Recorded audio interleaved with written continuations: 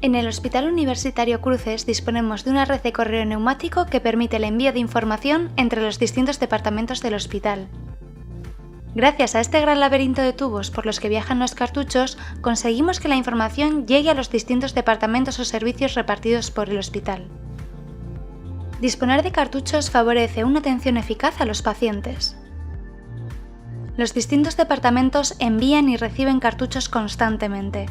Sin embargo, cuando uno de ellos envía más de los que recibe y se queda sin cartuchos, se acaba el juego. Esto supone que parte del personal sanitario abandone su actividad para ponerse a buscar cartuchos y continuar con el envío de información, provocando así un aumento de los tiempos de espera para los pacientes y el agotamiento del personal sanitario.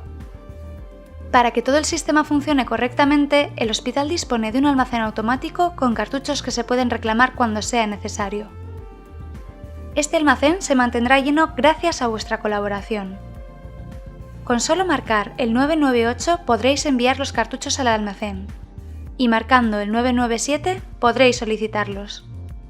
Para que todos podamos disfrutar de este sistema y poder ofrecer una asistencia sanitaria de calidad, solo tenemos que hacer un uso solidario del sistema, devolviendo al almacén central los cartuchos que nos llegan en lugar de almacenarlos en nuestros departamentos o servicios.